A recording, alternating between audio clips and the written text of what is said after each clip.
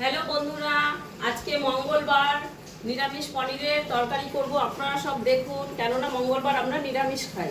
দেখ, আমি এবার পনিরটাকে কেটে নেব। 100 গ্রাম পনির আছে।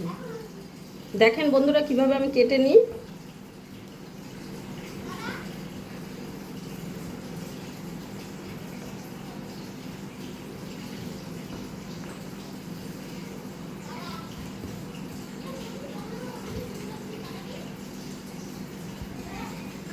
এবার আমার পনির কাটা হয়ে গেছে, আমি এগুলো প্লেটে নামিয়ে নেব। এবার আমি কড়াইটা গরম করে পনিরগুলো ভেজে নেব।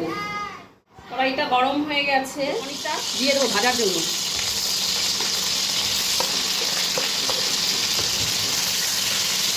পনিরটা ভাজা হয়ে গেছে, আমি নামিয়ে নিয়েছি।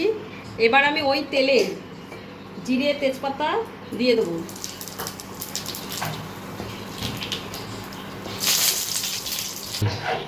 এখানে আমি মশলা করে নিয়েছি 2 চামচ সাদা সর্ষে, 1 চামচ পোস্ত, 2-3টে কাজু বাদাম, একটুখানি চাল মগজ, এবং এর মধ্যে আমি 2 চামচ টক দই দিয়ে ভালো করে পেস্ট করে নিয়েছি। এবার এটা আমি তেলে দিয়ে দেবো।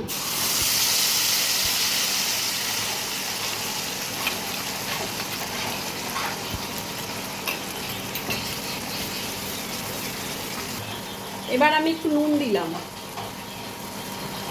আর একটু চিনি দেবো।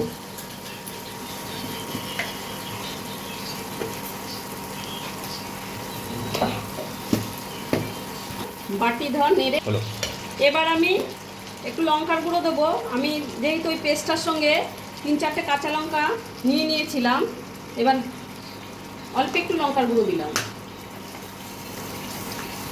এবার আমি পনিরগুলো দিয়ে একটু নেড়ে চেড়ে ঢেকে দেবো।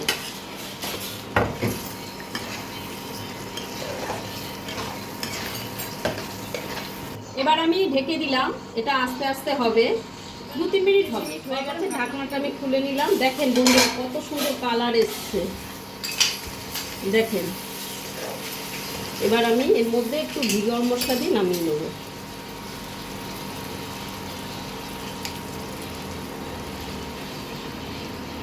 ঘি দিলাম, এবার একটু গরম মশলা দিলাম, দিয়ে